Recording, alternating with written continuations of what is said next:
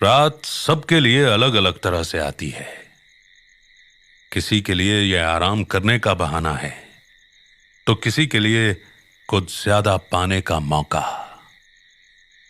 South Mumbai के सबसे posh society में से एक शेखर कोऑपरेटिव सोसाइटी के 28th फ्लोर पर फ्लैट नंबर 2802 से बाहर निकलते सोसाइटी के चेयरमैन शेखर मुंडे और उसके भांजे सचिन के लिए भी रात एक मौका बनकर आई थी। रात के 9 बज रहे थे।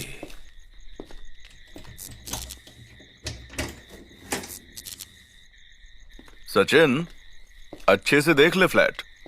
तेरे और तेरी बीवी के लिए ये परफेक्ट रहेगा। क्या मामा, आप भी? अभी तो 3 मंथ्स है ना शादी में। वैसे फ्लैट वाकई मस्त है। फुली फर्निश्ड, ईस्ट फेसिंग, इतना खुला खुला बालकनी। इधर 2 करोड़ से नीचे कोई बालकनी देता ही नहीं है। कोई और होता तो मैं देता भी नहीं, पर तू तो मेरा भांजा है रे। तेरे से ज्यादा रोकड़ा लेके अपनी बहन से मार थोड़ी खाना मेरे को। सचिन अमेरिका से खूब पैसा कमाकर भारत आया था। उसका मन था कि वो अब शादी के बाद मुंबई में ही बस जाए। मुंबई में फ्लैट लेने के लिए उसे अपने प्रॉपर्टी बिल्डर कम सोसाइटी चेयरमैन मामा से बेहतर कोई और न सूझा। मामा भी ऐसा जो उसे 2.25 करोड़ का फ्लैट बस 1 करोड़ में देने को राजी था। पर सचिन को क्या पता था कि इस 2802 नंबर फ्लैट को खरीदना तो क्या, कोई रेंट पर लेने की भी हिम्मत नहीं कर रहा था। अच्छा मामा, इधर कोई लफड़ा वफड़ा तो नहीं हुआ था ना? शेखर ने अपना गला साफ किया, फिर उंगलियां चटकाई। उसने नर्वस होकर तुरंत माथे का पसीना पोंछा। लफड़ा? कैसा लफड़ा? इधर अपनी सोसाइटी में कोई लफड़ा नहीं होता पगले। अबे सुन, इधर तू रहना मस्त तेरी बीवी के साथ। 28th फ्लोर से देखना मुंबई को। लफड़े उधर नहीं होते, छोटी चौल में होते हैं लफड़े, समझा? अपन इधर तक नहीं आने देते लफड़ों को। तो उधर बालकनी से लफड़ा होते देखना और ड्रिंक एंजॉय करना। अच्छा मामा, ये पूरा फ्लोर खाली है क्या? कोई भी नजर नहीं आता। वो क्या है ना, अभी गर्मियों का छुट्टी है, इसलिए सब बाहर गया हुआ है। और ऐसा है कि इधर सब लोग आता तो बॉम्बे के बाहर से ही आता है ना। वो एक्टर्स, राइटर्स, बिजनेस वाला, सब बच्चों का छुट्टी होते ही मुंबई से यहां से खिसक जाता है। कोई खंडाला होएगा तो कोई गोवा, कोची। वैसे तेरे को क्या? हाँ, पर मामा देखो ना, अभी सिर्फ 9 ही बजा है, पर सन्नाटा बिल्कुल 1 बजे वाला है। और ये ट्यूबलाइट काय को इतना फ्लिक फ्लिक कर रहा है? बिल्कुल मेरी बहन पर गया है तू, वो भी ऐसे डरपोक है। शेखर की नकली हंसी उसके फोन पर आए नंबर को देखते ही गायब हो गई। Phone society secretary robin Paul का था। शेखर ने रिंग को साइलेंट किया और सचिन से बोला, मैं इस लाइट को कल फिक्स कर दूंगा, तू टेंशन मत ले रे। तू एक काम कर, तू जा मेरे ऑफिस में बैठ, मैं उधर 10 मिनट में आता हूं, ठीक है? शेखर के बदले हाव भाव को सचिन ने तुरंत नोट किया, पर वो कुछ बोला नहीं। वो खुद यहां से जाना चाहता था। सब कुछ अच्छा होते हुए भी न जाने क्यों उसे कुछ अजीब, कुछ डरावना लग रहा था। सचिन के लिफ्ट में घुसते ही शेखर ने तुरंत कॉल रिसीव किया। हाँ बोल रॉबिन, काय को डिस्टर्ब करता है इस टाइम तू? हाँ, पर दूसरी तरफ से रॉबिन की नहीं, बल्कि सोसाइटी के स्वीपर खावला हुसैन की मदभरी आवाज थी। मैं हूँ। ओ कमला, तू है?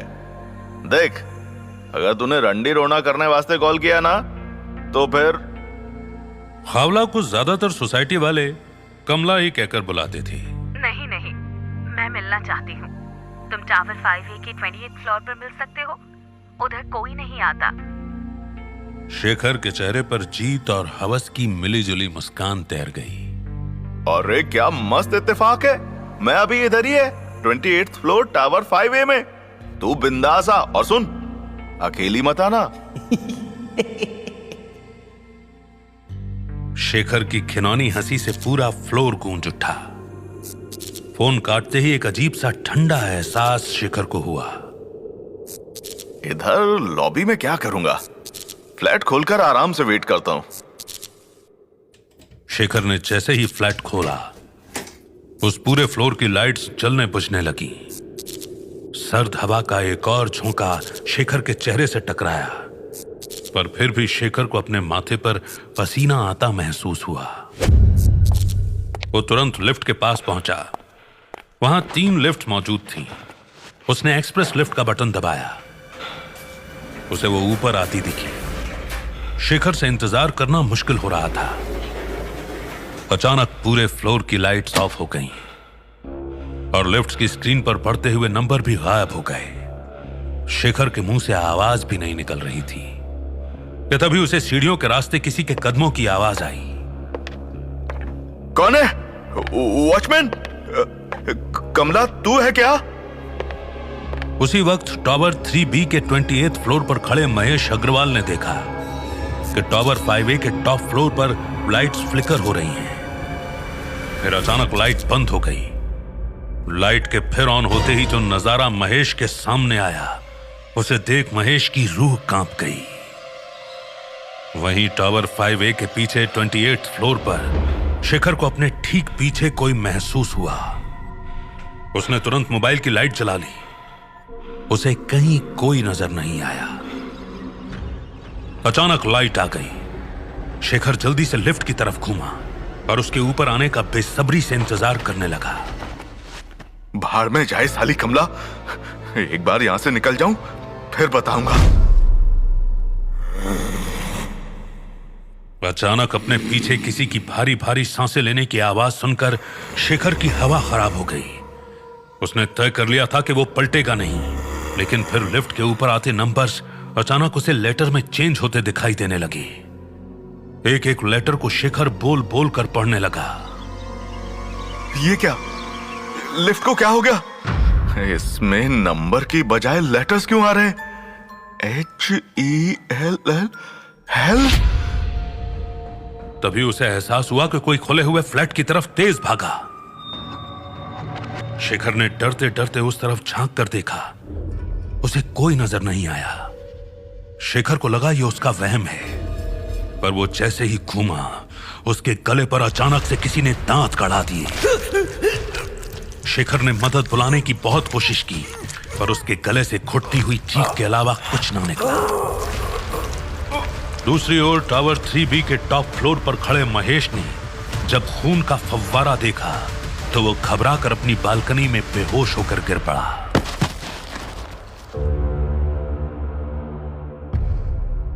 सुबह के 7 बजे टावर 5A के सिक्योरिटी गार्ड ने खावला को ही लिफ्ट से ऊपर जाते देखा। यूं तो खावला को जो पहली नजर देख ले, वो उसकी खूबसूरती का कायल हो जाता था। न जाने कितने मर्द उसे रानी बनाने का दावा कर चुके थे, पर थी वो असल में शेखर सोसाइटी की स्वीपर। अपने क्लीनिंग के काम के अलावा भी उसे बहुत से ऐसे काम आते थे जिनको करके वो ठाठ से रहती थी।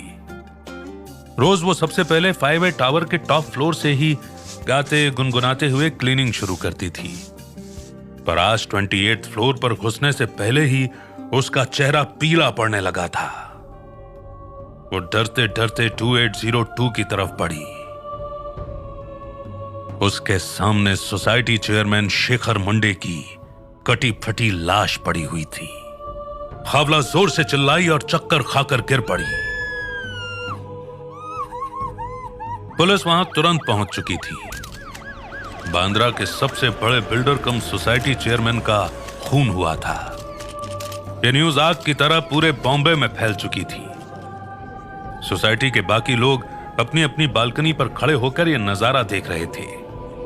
टावर 5A के लोग वहीं पुलिस के आसपास जमा हो गए थे। पुलिस के साथ साथ फॉरेंसिक टीम भी वहां अपना काम कर रही थी। पुलिस इंस्पेक्टर राजेश रहाणे ने सबसे पहले खावला को बुलाया। एक बात बता, तू इधर बाई का काम करती है क्या? और तूने ही सबसे पहले बॉडी को देखा था, है ना? हाँ साहब, मैं मैं रोज का माफिक इधर झाड़ू करने को आई थी, लेकिन इधर आई तो देखा शेखर साहब ऐसे लुढ़के पड़े थे और उनके आजू बाजू सब खून खून। तू ये बता कि तू जब यहाँ पर आई तो फ्लैट नंबर 2802 का गेट खुला मिला था क्या? खावला की आंखें दहशत से फैल गईं। हाँ साहब, उसी ने किया है, वही है, शेखर साहब को वही खाया होगा। राजेश चौंका। उसके साथ खड़े 2 हवलदार और एक सब इंस्पेक्टर भी चौंके। कौन? ए, क्या बकती है तू? हाँ, नाम बता, नाम। मोहसिन सैफी। तभी एक पड़ोसी चिल्लाया, वो कैसे हो सकता है? वो तो 1 साल पहले इसी फ्लैट में फंदा लगा के आत्महत्या किया था।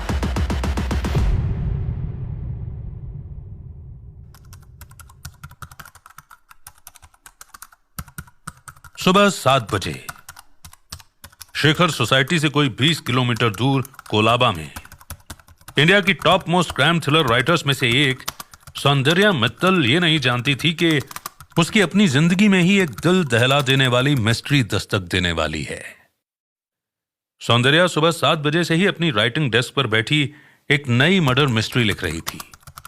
उसका हस्बैंड पंकज मित्तल और बेटा रघु दोनों गहरी नींद सो रहे थे। सुबह 7 बजे आई कॉल को देखकर सौंदर्या हैरान हुई। उसने हिचकिचाते हुए फोन उठाया। दूसरी तरफ इंस्पेक्टर रहाणे था। मिसेस मित्तल, आपको अभी शेखर सोसाइटी आना पड़ेगा। आपका फादर का मर्डर हो गया है। एक पल में सौंदर्या के शरीर का जैसे सारा खून सूख गया।